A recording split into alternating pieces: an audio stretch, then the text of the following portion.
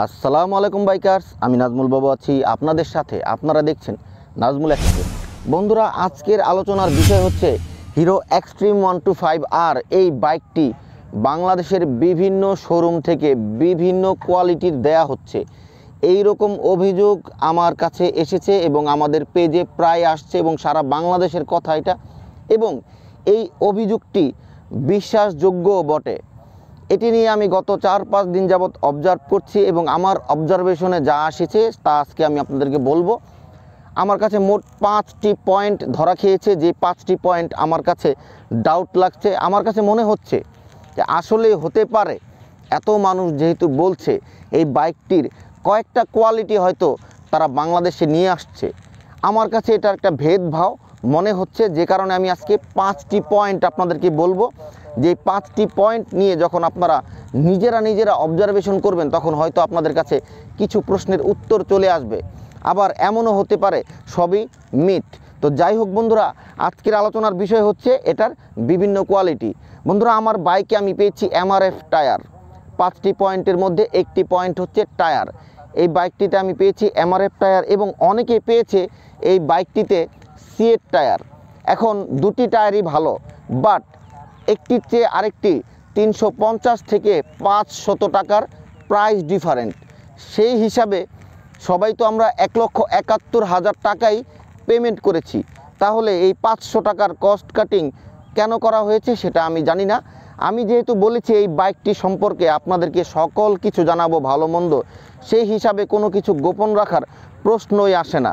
তো 350 থেকে 500 টাকার একটি কস্ট কাটিং আমরা দেখতে পেয়েছি টায়ারের মধ্যে, যদিও দুটি টায়ারই ভালো। বন্ধুরা, এর পরের পয়েন্ট যেটি তা হচ্ছে অয়েল লিকেজ।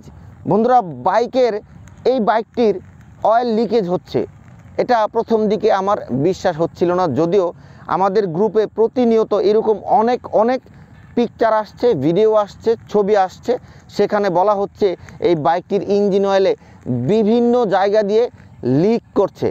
এটি হচ্ছে 2 নম্বর কারণ। এবং আমি আমার বাইকটির কন্ডিশন আপনাদেরকে এখন একটু দেখাবো যে আসলেই কি এটির ইঞ্জিন অয়েল লিক করছে কিনা।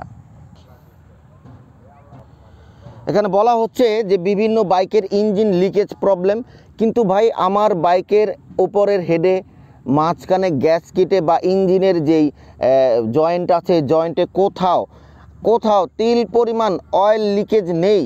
এই বিষয়টা নিয়ে আমি আমার বাইকার ভাইদের বললাম, তো তাদেরকে বিশ্বাস অবশ্যই করব, কারণ তারা ভিডিও এবং পিকচার দিচ্ছে। এটা এমন নয় যে কোম্পানির বদনাম করার জন্য তারা বাইক ক্রয় করে তাদের বাইকের রিভিউ দিচ্ছে, এবং আমিও দিই। ভালো হলে ভালো বলি, মন্দ হলে মন্দ বলি।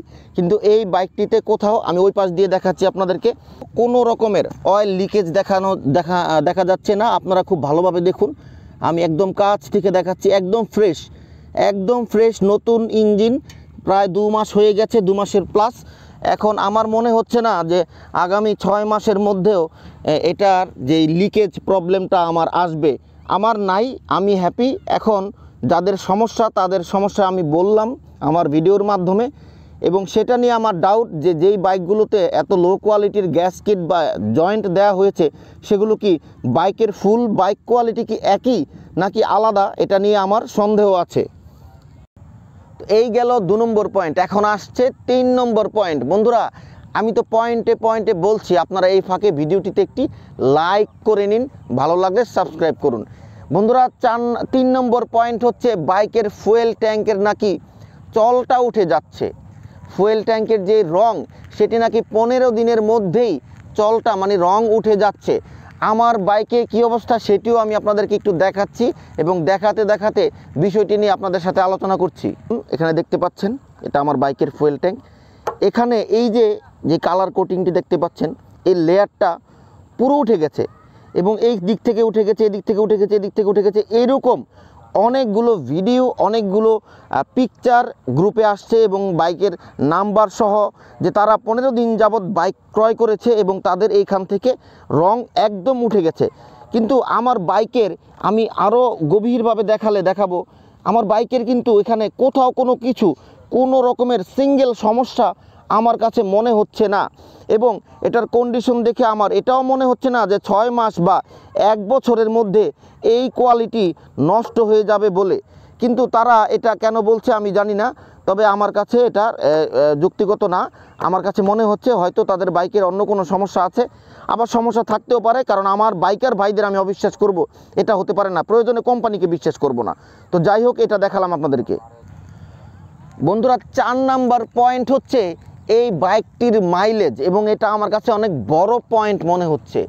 বন্ধুরা, আমি এই বাইকটিতে 42 মাইলেজ পাচ্ছি এবং সর্বোচ্চ পেয়েছি 47 কিলোমিটার মাইলেজ একদম খালি রাস্তায়। বাট অনেকেই আমার গ্রুপে কমেন্ট করছে, নাজমুল ভাই আমরা তো 55, 58, 59, অনেকে 60+ মাইলেজ পাচ্ছে, তাহলে আমি কেন কম পাচ্ছি? আমার কোথায় ভুল হচ্ছে, নাকি আমার গাড়িতে কোনো ফল্ট আছে? সারা বাংলাদেশে এইরকম যে এই বাইকটিতে 40 থেকে 60 পর্যন্ত মাইলেজ পাচ্ছে এক বাইক আরেক বাইকারের তুলনায়। সেই হিসাবে আমি এই বাইকটিকে 20 কিলোমিটার মাইলেজ কম বেশির একটি তফাৎকে আমি কোয়ালিটির সমস্যা বা ত্রুটি বলতে পারি। এটা হিরো কোম্পানি কিভাবে বা নিলয় মোটরস কিভাবে ব্যাখ্যা করবে আমি জানি না, তবে আমি 42 অ্যাভারেজে এখন পাচ্ছি, এর বেশি পাচ্ছি না। প্রয়োজনে আমার গাড়ি আপনারা নিয়ে যান, তারপরে চালিয়ে তারপরে দেখুন। তবে 47 পেয়েছিলাম বললাম সর্বোচ্চ খালি রাস্তায়। এবং এই বাইকটি যারা চালায় তারা বলছে অনেকেই নাকি আরও কম মাইলেজ পাচ্ছে, আবার অনেকে 60+। এগুলো কি পেইড প্রমোশন কিনা সেটাও আমি জানি না। তবে মাত্র ফার্স্ট সার্ভিসিং হয়েছে, কিছুদিনের মধ্যে 2-1 দিনের মধ্যে আমি সেকেন্ড সার্ভিসিং করাবো, এবং পরবর্তীতে বাইকটি আপনাদের কী ধরনের পারফরমেন্স দেয় বা মাইলেজ দেয় সেটাও নিয়ে আপনাদেরকে জানাবো। ইমপ্রুভ হবে এটা আমি অবশ্যই আশা রাখি। বন্ধুরা, 5 নম্বর পয়েন্ট হচ্ছে এই বাইকটির স্টার্টিং অফ, মানে একটু পরপর বন্ধ হয়ে যাওয়ার সমস্যা। এটি নিয়ে আমার ডাউট, কেন জানেন? গত 15 দিনে আমার বাইকটি একবারের জন্য আনওয়ান্টেড মানে অপ্রয়োজনীয়ভাবে বন্ধ হয়ে যায়নি। বাট আমার বন্ধুর বড় ভাইয়ের বাইকটি দিনে 15 বারের উপরে বন্ধ হয়। যতবার বন্ধ হয় আমাকে ফোন করে জানায়, ভাই আমার বাইকটা এখনই বন্ধ হয়ে গেল। তো দিনে যার বাইক 15 বার 20 বার বিনা কারণে অফ হয়ে যায়, সে কিন্তু বিরক্তি প্রকাশ করবে এই বাইকটি নিয়ে, এবং তার বিরক্তি প্রকাশ করারও জায়েজ আছে, রাইট আছে। কিন্তু আমি গত 15 দিনে আমার এই বাইকটি একবারের জন্য অফ হয়ে যাচ্ছে না, এই সমস্যা আমার নাই। এবং তাকে আমি আমার বাইকটি দিয়ে বলেছিলাম আপনি পারলে এটা বন্ধ করে দেখান। এখন দুটি বাইকের মধ্যে এইরকম তফাৎ। গতকালকে আমার কমেন্টস বক্সে এসে একজন কমেন্টস করেছে, নাজমুল ভাই আমার বাইকটি 2 নম্বর 3 নম্বর গিয়ারে বারবার বিনা কারণে বন্ধ হয়ে যাচ্ছে, আমার কোনো ভুল নাই, আমি 10 বছর যাবৎ বাইক চালাচ্ছি। তাহলে এই লোকটার ভুল কোথায়? ভুল এই লোকটার নয়, আমার মনে হচ্ছে ভুল হয়তো কোম্পানির কোথাও না কোথাও আছে। আমি আমার এই ভিডিওর মাধ্যমে নিলয় মোটরস অথবা হিরো কোম্পানিকে জানাতে চাই যে প্লিজ দয়া করে এই সমস্যাটির সমাধান করুন। আমার বাইকে সমস্যা নাই, আমি হ্যাপি। বাট যারা এই সমস্যায় পড়ছে তারা চরমভাবে ভুগছে এবং কোম্পানিকে বকাবকি করছে। বাইকটি নিয়ে আপনাদের আরেকটু ভাবা দরকার। বাইকটির কোয়ালিটি, বিল্ড কোয়ালিটি বা পারফরমেন্সে আমার কোনো আপত্তি নেই, বাইকটির প্রাইস নিয়ে আমার কোনো আপত্তি নেই, বাইকটির লুক নিয়ে আমার কোনো আপত্তি নেই।